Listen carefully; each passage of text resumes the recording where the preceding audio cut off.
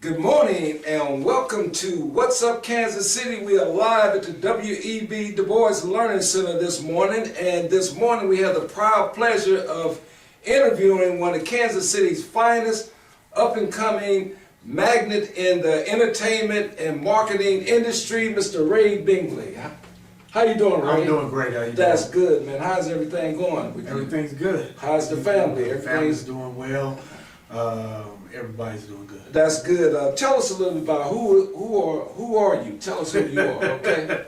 My name is Ray Bingley. Like you said, I am originally from Kansas City, Kansas. Was born and raised in Kansas City, Kansas. I've been in Kansas City area my entire life. Okay then. And your family is from Kansas City, Kansas? Mom and dad and everybody's from Kansas City? Yeah, mom was from Kansas City, Missouri. Dad was from Kansas City, Kansas. Mom went to Manual High School way back in the day. Okay.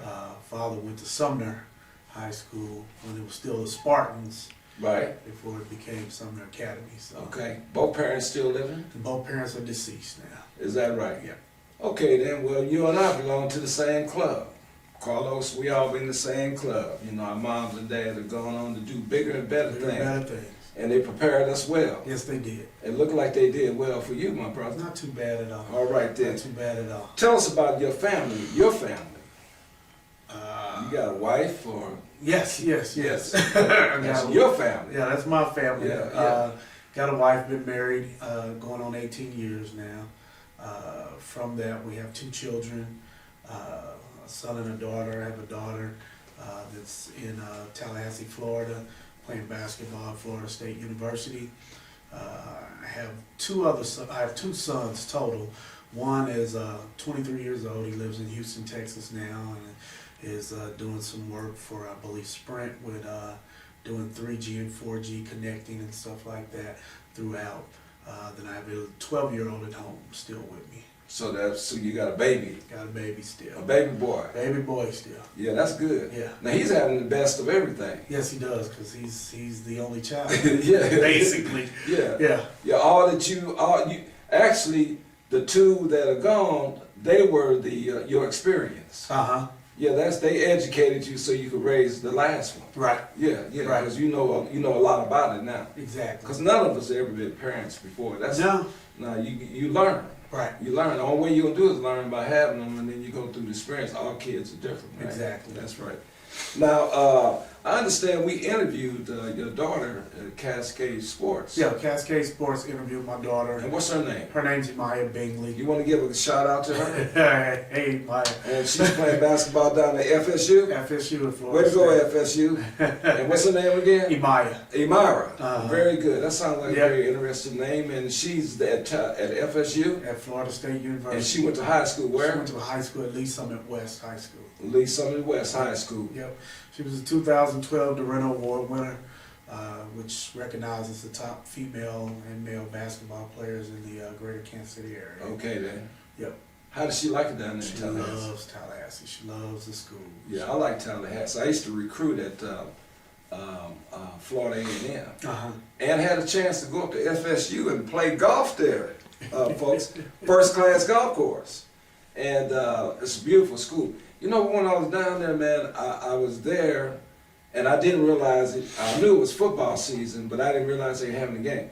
They had porta pots set up for maybe blocks. Miles. Yeah. Oh man, they had so many porta. They were on both sides. I said, man, what's going on? They said, we're getting ready for the football game.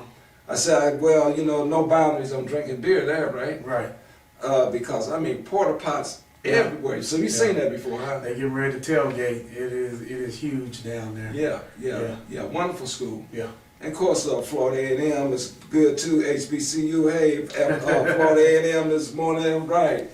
Now, so you grew up in Kansas City, Kansas. What did you do over there? I graduated from Wyandotte High School, Bulldogs. The Bulldogs. Back in 1986. Randy Springs was Randy Springs was a basketball coach. Yes. He was my gym teacher. Okay. I played football, ran track, played baseball. Okay. And that was, my time growing up in Kansas City, Kansas. I left there, went to Coffeyville Community College, played football there for a year, came back home, played baseball at Rockhurst College for a year, and just realized that building my dream and becoming an entrepreneur was what I really wanted to get out and start focusing on. So that's what I've been doing ever since. Okay then. And so you played football at Coffeyville? Played football at Coffeyville. Were you pretty good? Pretty I good. wasn't a bad football player. You wasn't bad? I was just a little undersized, Yeah. but I could play the game. Yeah. And that makes a difference. Yeah, it does. Because I mean, your size is not compared to some of them 230s. I'm 250s, 300s now. And fast. Yeah, and fast. And fast. Yeah. Yeah, fast. And what was your favorite sport? Favorite sport has always been football. My best sport was probably baseball. Baseball. Yeah. You still have a passion for the game? Yeah. Yeah, but the Royals don't make you too excited. I didn't say that. I said it. But see, I'm an I-70 World Series guy. Yeah, I am too. Yeah, so you know, I went to that game, took my child and my wife, who's Yeah. deceased now. We went to that game, and another friend of mine who's deceased, a guy named Darnell Gray. We all went to school down at Lincoln University in Jeff City. Passed last month or so. But that was a wonderful experience. Yeah, I skipped school to go to the parade. Did you? All right there. At school.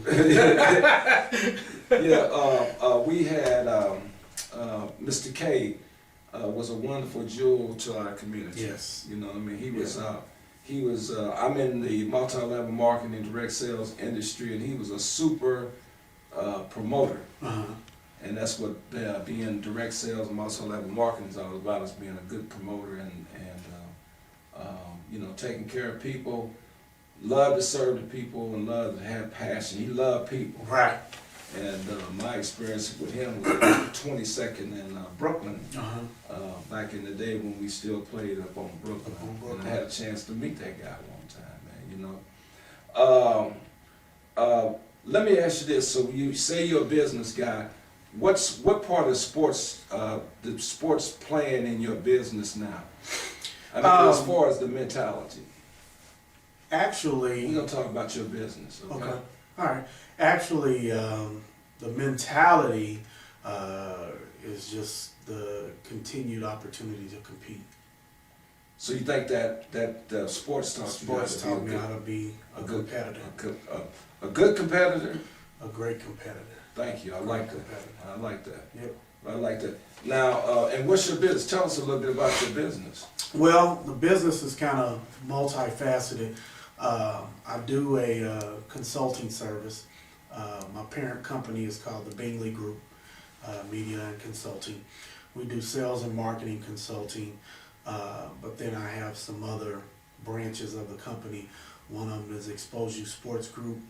And what we do in Expose You Sports Group is we help push and promote high school athletes to colleges and universities to help them get scholarships and things like that. I have a track coaching background. I coached one of the top AAU track and field teams here in this city for over 15 years. We put numerous athletes into college in the sport of track and field. I did it for free back then. Figured out that, hey, you know, this is a passion of mine. I can actually help kids who go under the radar that have an opportunity to continue or further their dream of playing sports. It's not always at the highest levels of college, but for them to just get an opportunity to continue in whatever sport it is. You know, that's one of my biggest passions. So I help market the high school athlete to colleges and universities to help them get scholarships so they can continue their dream of playing college sports. Now, you told me you were a part of Prime America. I'm a licensed insurance rep through Prime America. Okay, then. And tell me a little bit about that. Still is what it is. We really, to me, what's most important about what I do with Prime America is being able to reach the middle class in this city and around. The fact that we don't insure ourselves with life insurance, we don't plan for retirement and things like that, And my time in Primerica has really opened my eyes up to how the money game is really played by the other people.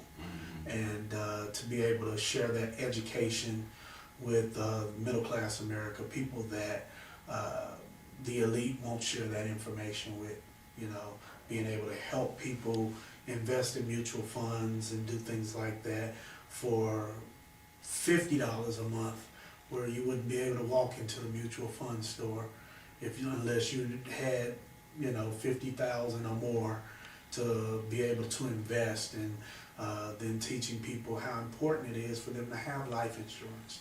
You know, what do we do when we have our people die? We fish fry, you know, make chicken and do car washes, try to pay for funerals.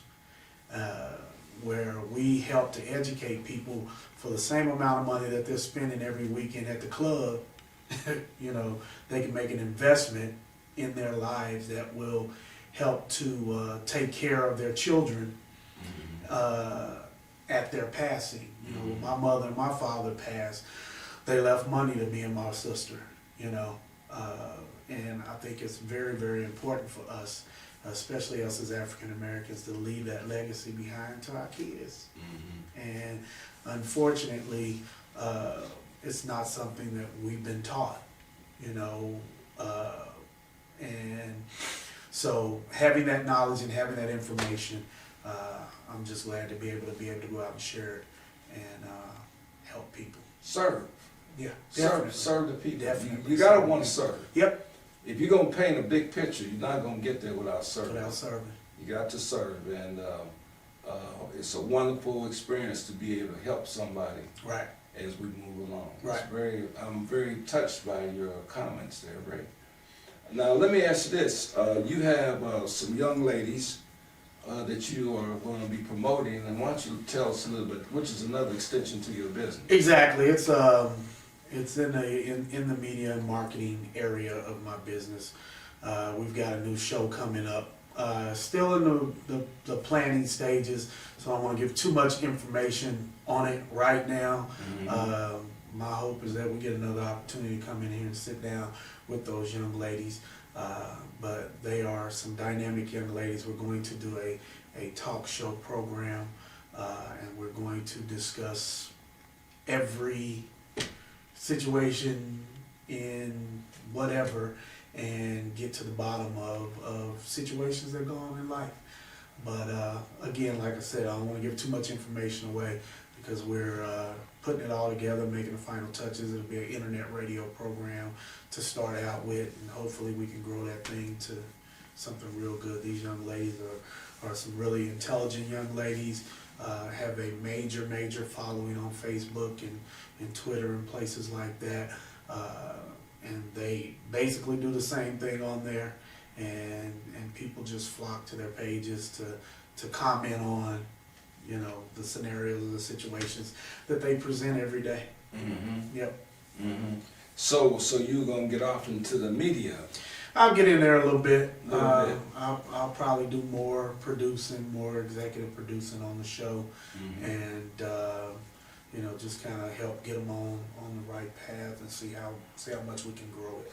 Well, maybe if you get with us sometime, we might could give you a few nuggets. I'm a sponge. I'm open to learning. Okay then. All right then. Yeah, we'd like to have you come back in the near future and present us your new marketing piece, you might say. Okay.